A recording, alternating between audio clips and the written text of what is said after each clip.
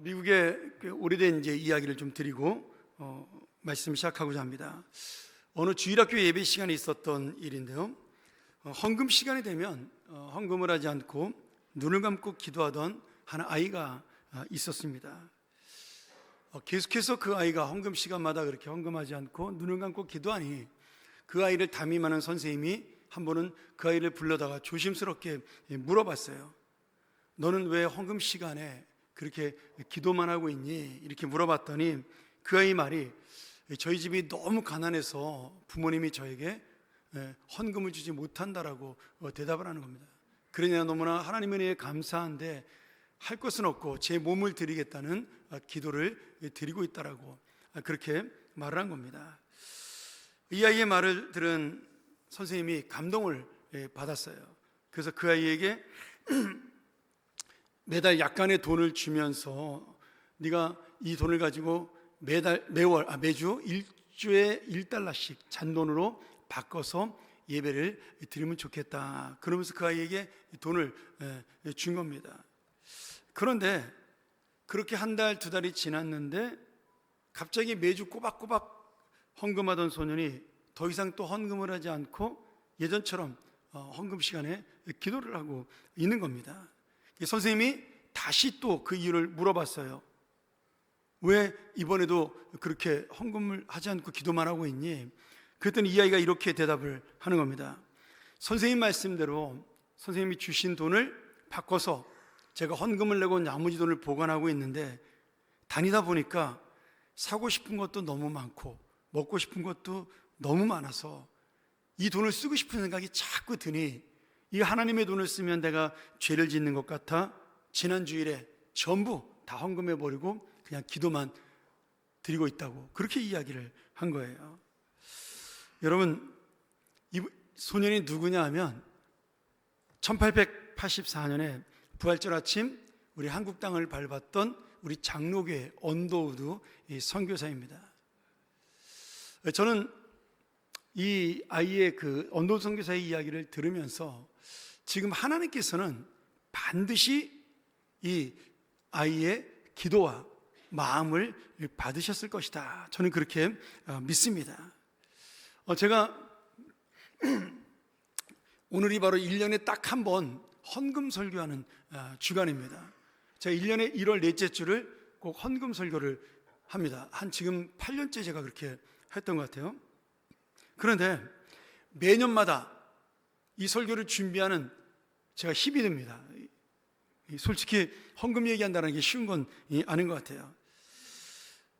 그래도 오늘 말씀은 단순히 헌금 이야기가 아니라 언더우드 선교사의 어린 시절 고백처럼 우리의 마음, 우리의 중심이 어디를 향하고 있는가 그것을 함께 나누는 그런 귀한 말씀이 되기를 소원합니다. 세상의 경제는 나를 위해 더 많이 쌓으라고 이야기를 합니다. 그리고 그렇게 많이 장래를 위해, 미래를 위해, 노후를 위해 쌓아놓은 사람들이 지혜로운 사람이라고 칭찬을 해요. 근데 성경은 우리의 보물을 하늘에 쌓으라고 말씀합니다. 여러분, 이 땅에 우리의 노후와 미래를 위해 쌓는 것은 죄가 아니에요. 당연한 겁니다. 꼭 필요한 일이에요. 나는 내 인생을 하나님이 책임져 주실 거야. 그래서 나는 저금 안 해. 그거는 하나님이 주신 지혜를 쓰지 않는 어리석은 인생이에요. 그래서 우리가 이 세상의 경제학, 이 땅에 나를 위해 더 많이 쌓는 것, 물론 그것이 틀린 건 아니지만 더 중요한, 정말 우리를 돌보시고 인도하신 하나님을 위해 하늘의 보물을 쌓고 내가 영원한 인생, 영원한 생명을 준비하는 것도 우리에겐 너무나 더욱더 중요하다는 사실을 이 말씀을 통해 깨닫기를 원합니다. 오늘 본문의 내용이 여러분들이 설교 시간에 듣기 굉장히 어려운 그러한 희귀한 본문이죠. 아마 오늘 이 본문 읽으면서 이런 말씀이 성경에 있나? 아마 그렇게 생각하는 분도 꽤 많이 있으실 거예요. 왜냐하면 요아스 왕 역사에서, 남유다의 역사에서 잠깐 있었던 일을 기록한 것이기 때문에 우리가 쉽게 접하거나 또는 기억하기가 어려운 말씀입니다. 좀 배경 설명을 제가 드리도록 하죠. 이 남유다의 요아스 왕은 7살에 왕이 됩니다. 왜냐하면 그 할머니 아달랴가, 아합 왕과 이세벨의 딸이었던 아달랴가 이 남유다로, 북이스라엘에서 남유다로 시집을 오게 돼요. 그런데 그의 남편도 일찍 죽고 아들도 일찍 죽게 됩니다. 그러면서 이 아달랴가 스스로 여왕이 돼서 내가 이 남유다를 다스리겠다, 그렇게 이야기하고 자기의 모든 후손들, 아들과 손자 손녀를 다 죽여버립니다. 그리고 자기가 직접 왕이 돼요. 그래서 이 요아스 왕의 이야기는 다윗의 혈통이 끊길 수 있는, 하나님이 말씀하신 다윗의 가문이 끊길 수 있는 엄청난 위기 속에서 이 요아스가 생존하는 이야기입니다. 그러나 그 당시에 갓난아기였던 요아스를 고모였던 여호사밧이 제사장 여호야다의 부인이었는데, 이 고모가 아기를 숨기고 성전에 데리고 와서 몰래 키웁니다. 그래서 이 요아스가 간신히 살아남게 돼요. 그리고 시간이 지난 다음에 6년이 지났을 때 여호야다 제사장과 백성들이 힘을 합쳐 이 요아스를 왕으로 세우고 아달랴를 축출하게 되죠. 그러니까 지금 어린 왕이었던 요아스에게 이 성전은 단순히 정말 그냥 제사를 지내는 곳이 아니라 내 생명을 지켜준 어머니와 같은 장소였어요. 그러기에 왕권을 회복한 요아스가 제일 먼저 낡은 성전을 수리하기를 원했습니다. 그리고 제사장들에게 명령해서 이 제사에 들어오는 헌금을 너희들이 잘 사용해서 무너진 곳, 부서진 곳, 갈라진 곳을 성전을 수리해라, 그렇게 명령을 내린 거예요. 그런데 놀랍게도 오늘 우리가 본문에 보면 왕이 그렇게 명령을 내린 지 23년이 지나서 왕이 30살이 될 때까지 성전의 수리가 이루어지지 않았습니다. 그냥 방치되어 있었어요. 근데 요아스 왕이 보니까 돈이 없어서가 아니라 이 제사장들이 그 돈을 개인적으로 사용하거나 착복해서도 아니라 거기에는 이 성전에 대한 마음, 하나님에 대한 마음이 그들에게 없다라는 사실을 깨닫게 된 겁니다. 저는 오늘 그래서 이 성전의 수리 사건을 통해서 여러분에게 두 가지의 중요한 영적 교훈을 함께 나누기를 원합니다. 첫 번째는 세상을 따라가지 않는 마음이에요. 이게 뭐냐면 무관심과의 싸움입니다. 23년 동안 성전이 방치된 이유는 제사장들이 나쁜 사람이어서가 아니었어요. 그들은 아달랴 시대에 제사도 제대로 못 지내고, 그리고 하나님 앞에 이 성전이 방치되어 있었기 때문에 오랜 세월을 그렇게 지내왔으니까 성전이 낡은 것이 너무 자연스러웠던 거예요. 그래서 그 성전이 지금 금이 가고 부서지고 갈라지고 이런 모습들 속에 계속 수십 년 동안 예배를 드리고 제사를 드렸으니까 이상한 게 아니었던 겁니다. 그러니 그런 타성에 젖은 무관심 때문에 어떻게 된 거예요? 헌금이 들어오면 수리하는 데 쓰지 아니하고 더 급하다고 생각하는데 이 헌금을 사용하게 된 것입니다. 그래서 계속 차일피일 미루다가 성전이 수리가 안 되게 된 것이죠. 그리고 이 제사장들 마음속에 오랫동안 이 성전, 낡은 성전에서 예배를 드리다 보니까 야, 낡은 것이 당연한 거 아니냐, 뭐 제사 지내는데 무슨 문제가 있어, 이러면서 그냥 무심하게 무관심하게 지내면서 성전의 다른 일들부터 처리하기 시작을 한 것이죠. 여러분, 이것이 죄는 아니에요. 그런데 이것이 세상을 따라가는 마음일 수가 있는 거예요. 왜냐하면 세상은 내 이익과 직결되지 않으면 관심이 없습니다. 내게 손해가 없으면 사람들은 방관해요. 그리고 그 어떤 문제에 대해서 자기가 관심을 갖는 것은 그것이 당장 내 눈앞에 무엇인가가 유익이 되고, 그리고 내가 원하는 것이기 때문에 거기에 관심을 갖게 됩니다. 성전의 무너짐보다 이 제사장들은 지금 더 중요한 것이 있었어요. 자기들이 볼 때. 그래서 어느 순간 거룩한 부담감을 잃어버리고 세상의 방식대로 살게 된 것입니다. 야, 이거는 고쳐봐야 내가 맡은 이 일에 별로 상관이 없는 일이야. 이거는 수리해봐야 오늘 내가 드리는 이 제사와는 별로 상관이 없는 일이야. 그러니까 그냥 내버려둬. 이렇게 무관심하게 성전을 바라본 거예요. 여러분, 사람은 연약한 존재입니다. 이 제사장들만 그런 게 아니에요. 교회도 똑같은 일이 얼마든지 벌어집니다. 저희 교회는 원칙을 세워서 교회 일꾼들을 별 문제가 없으면 2년에 한 번씩 전 부서를 로테이션을 시킵니다.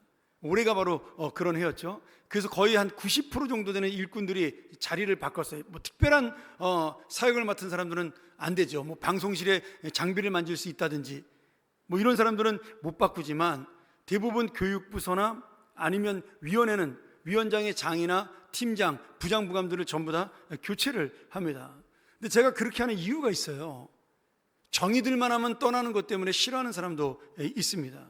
또 내가 원하는 부장이 왔는데 떠나니까 또 싫어하는 분도 있어요. 그런데 제가 목회를 하다 보니까 한 부서를 누군가 오래 맡고 있으면 그 부서에 이기적인 마음이 생겨납니다. 무슨 말이냐면 우리 부서가 제일 중요하다라는 마음이 생겨나요. 그건 누구나 다 똑같습니다. 담임 목사는 다 소중해요. 영화부부터 에바다부까지. 어떤 위원회든 어떤 팀이든 다 소중합니다. 눈에 보이는 사람이든 눈에 보이지 않는 사람이든 저는 다 관심이 있고 신경이 쓰여요. 그런데 그 속에 들어가서 일을 하는 사람은 우리 부서가 더 훨씬 중요해 보이고 이게 급해 보입니다. 여러분, 교회는 사회가 아니에요. 그래서 우는 아이에게 젖을 더 많이 줍니다. 이거 어쩔 수가 없는 것 같아요.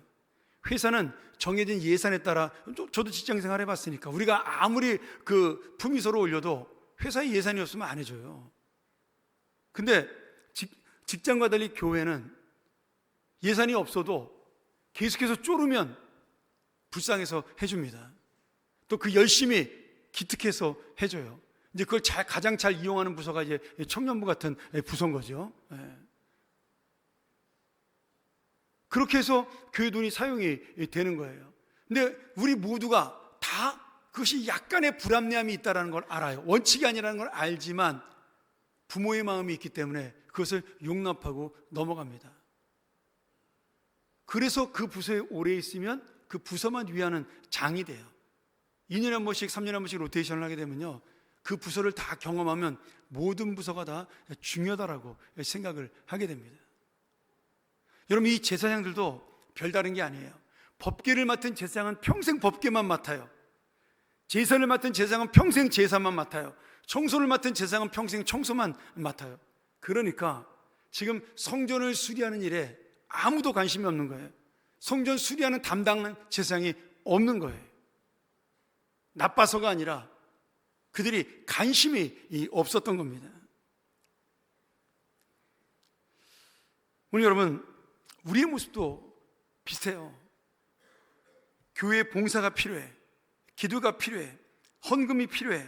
그러면 우리 마음속에 내가 해야지 이 마음이 들면 제일 좋은데 그것보다는 누군가 하겠지. 아유, 우리 장로님, 권사님, 안수 집사님들이 계시는데 그분들이 앞장서겠지. 이런 마음이 들 수가 있다는 거예요. 내가 예배 드리는데 별로 불편하지 않아요. 와서 보니까 그냥 예배 시간 1시간 앉아있다 가는 것이 나는 아무 문제가 없는 겁니다. 그래서 정말 필요한 교회의 그 필요를 우리가 놓칠 때가 있어요. 나빠서가 아니라 무관심해서 잊어버릴 때가 있습니다. 이것을 우리는 영적인 무관심이다, 이렇게 이야기를 해요. 절경금 때 보면, 죄송합니다, 제가 직접적으로 얘기를 해서, 절경금 때 보면 절경금을 돈이 없어서 못하거나 아까워서 못하는 그런 분들도 있지만 많은 젊은 사람들은 잊어버리고 안 합니다. 주보에 봉투가 들어가도 그것을 한 주간 동안 관심이 없기 때문에 잊어버리고 안 하는 사람이 굉장히 많습니다. 그분이 믿음이 없는 분이 아니고 교회에 열심히 없는 분이 아니에요. 그런데 그 절기에 대한 관심이 없기 때문에 자기도 모르게 잊어버리게 되는 것이죠. 11조 감사는 꼭 해야 되는 것임을 알고 있음에도 이상하게 그럴 때가 많이 있습니다. 여러분, 그것이 뭐냐면 내가 지금 내 마음이 여기에 얼마나 관심을 갖고 있느냐에 달려 있는 것입니다. 또 우리가 그런 마음을 가지려고 그러면 사탄이 방해를 해요. 지난주 금요일 날 제가 지난주에 기도하자고 이렇게 외쳤더니 금요일 날 그날 좀 더 많이 오셨어요. 근데 그날 더 많이 오실 수 있는데 많이 못 왔어요. 왜요? 그날 엄청나게 추웠습니다. 뭐 오늘도 춥지만 금요일도 많이 추웠어요. 거기다 눈까지 내렸어요. 제가 금요기도 끝나고 기도 마치고 집에 한 10시 반쯤 갔는데 나가다 보니까 제 차에 눈이 한 4, 5cm가 쌓여 있더라고요. 이게 뭐냐면 우리가 기도하려고 마음 먹었을 때 주는 방해일 수 있어요. 장애물일 수 있습니다. 근데 그런 일들이 많아요. 내가 교회 봉사하려고 그러면 갑자기 바빠지는 일이 생기기도 하고 헌금하려고 그러면 돈 쓸 일이 생기기도 합니다. 그럴 때 우리의 마음이 정말 어디로 향하고 어디로 흐르고 무엇을 가장 중요시 여기느냐가 지금 이 말씀에 달려 있는 것입니다. 요아스는 성전에서 살았기 때문에 성전 수리가 가장 지금 시급한 일이요 중요한 일이라는 것을 깨달은 거예요. 오늘 여러분, 무엇이 급하고 무엇이 중요한지는 저는 잘 모르겠어요. 교회의 모든 것은 다 중요하니까요. 그러나 우리의 마음이 이 모든 일에 대해서 관심을 갖고 놓치지 않는 것, 이것이 저는 믿음이라고 믿습니다. 오늘 다시 한번 헌금의 문제가 아니라 물질의 문제가 아니라 내 마음이 지금 어디로 향하고 있는가를 다시 한번 살펴보는 그런 귀한 시간 되기를 간절히 축원합니다. 두 번째로 세상을 돌보는 마음이에요. 여기에는 우리의 봉사와 헌금에 대한 투명한 원칙과 헌신이 있습니다. 요아스 왕은 성전에 살았기 때문에 제사장들을 잘 알았어요. 그들이 나쁜 사람도 아니고 게으른 사람도 아니고 욕심 많은 사람도 아니고 다만 잘 몰랐다라는 거예요. 이것이 얼마나 중요한 일인지. 그래서 제사장들을 야단치지 않고 그 23년 동안 방치된 실패를 거울 삼아 시스템을 새롭게 만듭니다. 그 사람들에게 아무리 중요하다고 얘기해봐야 소용이 없으니까 새로운 제도를 만들고 그것을 맡길 만한 사람을 찾게 돼요. 이게 바로 유명한 요아스의 헌금상자, 헌금궤입니다. 세계 최초로 헌금궤를 만든 이 역사가 일어난 거예요. 요아스 왕은 자기의 고모부였던 대제사장 여호야다를 불렀습니다. 그리고 이 상자를 만들라고 지시하고 거기에 구멍을 뚫어 제단 옆에 놔뒀어요. 제단에 기도하러 오는 모든 성도들이 하나님 앞에 감사함으로 드리는 헌금을 이 궤에다가 예전에 제사장들이 직접 드렸어요. 근데 이 궤에다 넣게 했습니다. 그리고 그 궤에다가 뭐라고 썼을까요? 이 궤에 들어오는 헌금은 성전 수리를 위해서만 사용됩니다. 이렇게 썼겠죠. 자, 책임자인 여호야다 제사장이 생겼어요. 그리고 목적 있는 특별한 헌금의 내용들이 사람들이 알게 되었어요. 이게 바로 헌금의 중요한 원리예요. 첫 번째는 투명성입니다. 이전처럼 제사장이 그 돈을 관리하는 것이 아니에요. 이 제사장이 헌금을 갖고 있다가 너 중요해? 내가 줄게 이러면서 쓰는 게 아니라 목적에 분명하게 쓸 수 있도록 모든 사람이 알도록 투명하게 헌금을 관리했습니다. 그래서 내가 지금 이 헌금 성전 수리를 위해서 목적으로 드리는 헌금은 반드시 여기에 사용되는구나, 백성들 마음속에 기쁘게 생각이 들게 했어요. 그리고 내가 더 많은 헌금을 통해 성전을 빨리 수리해야 되겠다, 그런 마음을 갖게 한 것입니다. 투명성이 굉장히 중요하죠. 저는 우리 교회가 헌금 관리하는 걸 보면서 좀 심하다 싶을 정도로 투명합니다. 교회는 이렇게까지 투명하면 안 돼요, 사실은. 죄송합니다. 왜냐하면 교회는 갑자기 써야 될 때도 많고 엉성한 데도 많고 그러기 때문에 회사가 아니잖아요. 그래서 각 부서도 전문가들이 아니기 때문에 다 대충대충 하는 게 많습니다. 그런데 우리 교회 헌금은 너무 정확하게 집행이 되고 사용이 돼요.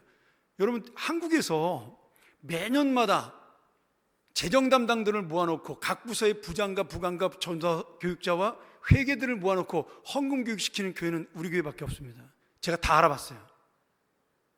어떤 큰 교회도 그런 교육하지 않아요. 우리 교회만 정확하게 1년에 한 번, 지난주에 했죠. 모든 담당자들을 모아서 헌금 교육을 시키고 투명하게 관리할 수 있도록 그렇게 합니다. 정말 너무 깨끗하고 너무 투명해요. 그래서 이 융통성이 좀 떨어지는 거죠. 갑자기 써야 될 때 힘이 들 때가 있는 겁니다. 그럼에도 저희 교회는 그런 부분에서 정말 헌금에 대해서만큼은 교인들에게 너무나 자랑스럽게 이야기할 수 있는 거예요. 잘 사용하고 있고 깨끗하게 쓰이고 있다. 그리고 우리 교회가 다른 교회에 비해서, 예산에 비해서 선교를 많이 합니다. 또 구제도 아주 많이 하지 않지만 적게 하는 교회가 아니에요. 이 중구에서도 우리 교회가 그 구제 사업 잘하는 교회 중에 하나로 그렇게 알려져 있습니다. 여러분, 교회가 크고 헌금이 많아서가 아니라 우리가 주님의 뜻대로 잘 사용하려는 그 마음이 우리 교회 리더들에게 있고, 그리고 주님의 이 헌물이기 때문에 교인들이 얼마든지 정말 정성껏 바치는 헌금이기 때문에 잘 사용해야 된다는 마음이 있어서 투명하게 사용을 하는 것입니다. 제가 미국에 있을 때 유학 시절에 돈이 없어서 아르바이트를 한 적이 있습니다.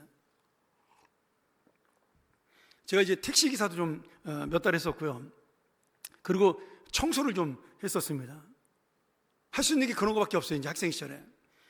근데 제가 이제 교도소 청소를 몇 달 했었는데, 청소년 교도소를 청소를 했는데 저녁에 11시에 가서 새벽 2시 반에서 3시까지 청소를 합니다. 그리고 시간당 제가 7불 50을 받았어요. 최저임금을 받은 거죠. 그렇게 한 달을 일해서 그럼 얼마나 벌겠어요? 뭐 하루에 많이 받아야 5시간 일해봐야 한 40불 정도 되니까 한 달로 따지면 한 1000불 정도밖에 되지 않은 거죠. 근데 거기서 11조를 뗀다고, 감사헌금을 뗀다고 유학생이 쉽지 않은 결정이었어요. 목사인데도. 제가 그때 진짜 크게 깨달은 게 있습니다. 교인들이 정말 내는 이 헌금이 어떤 마음으로 내는지, 정말 소중한 정성을 가지고 내는구나, 그때 제가 깨달았어요. 물론 제가 한국에 있을 때도 젊은 시절에 직장생활 해보긴 했지만, 없을 때 그렇게 정말 어려울 때 그렇게 한번 돈을 벌어보고 그리고 그것을 헌금하려는 마음을 가지니까 교인들의 마음이 제 마음속에 이해가 되더라고요. 여러분, 제가 이렇게 여러분 마음을 이해한다면 하나님은 여러분 마음을 더더욱 기뻐하시겠지요. 그래서 잘 사용해야 된다라고, 우리가 투명하게 사용해야 된다라고 분명하게 가르치고 강조하고 있는 것입니다. 이것은 지나쳐도 나쁘지 않습니다. 사실은 우리 교회는 그래서 그런 의미로 굉장히 좋은, 저는 교회라고 확신합니다. 또 하나의 이 헌금의 원리가 있는데 목적이 분명했어요. 이 헌금은 성전 수리, 성전 수복이라는 분명한 목적을 위해 드리게 되었어요. 그래서 예전에는 제사장들이 이 돈을 관리해서 자기들이 그 돈을 썼지만, 이 돈은 들어오자마자 어디로 가요? 일꾼들에게, 일꾼 감독들에게로 넘어갔어요. 근데 성경에 보면, 우리가 읽진 않았지만 그 말씀의 뒤편에 보면 이 성전을 수리하는 사람들이 너무 성실하고 정직해서 그들이 이 모든 돈을 잘 사용했다는 기록이 나와요. 그러니 지금 요아스 왕이 원한 대로 성전 수리도 이루어졌고, 백성들은 성전이 변화되고, 그리고 자신들의 헌금이 잘 쓰이는 걸 보고 만족하고 기뻐하게 된 것입니다. 우리 헌금과 봉사도 마찬가지예요. 내가 원하는 곳, 내가 쓰고 싶은 곳에, 내가 드러나는 곳에 쓰는 것이 아니라, 드리는 것이 아니라 헌신의 마음으로 드리고, 그것이 공동체의 목적과 필요에 따라 하나님의 원하시는 곳에 사용이 되어야 하는 것입니다. 우리가 이 분명한 헌금의 목적을 아셔야 돼요. 교회는 돈을 저축하는 곳이 아니에요. 돈을 쓰는 곳입니다. 교회는 이익을 내는 곳이 아닙니다. 교회는 헌신하는 곳이에요. 그래서 우리는 이 헌금이 정말 생명을 살리고 영혼을 살리고 하나님의 뜻대로 바른 교회를 세우는데 사용되는지 항상 확인하고 점검하셔야 돼요. 그러니 재직회 좀 많이 참석하세요. 우리 믿지 마시고, 장로님들하고 저만 믿지 마시고 재직회 참석해서 어떻게 재정이 사용되는지 여러분 알아야 하는 겁니다. 또한 이 헌금은 내 것이 아니라 하나님의 것을 드리는 거예요. 이 말을 바꿔 말하면 내가 더 좋은 일에 사용하기 위해서 내 생각대로 이 헌금을 바꿔드리면 안 된다는 거예요. 두 가지의 경우가 있어요. 하나는 예를 들어 감사헌금 드릴 것을 선교 가는 데 드리고 감사헌금을 드리지 않는다. 그것은 헌신이 아니에요. 나를 드러내는 겁니다.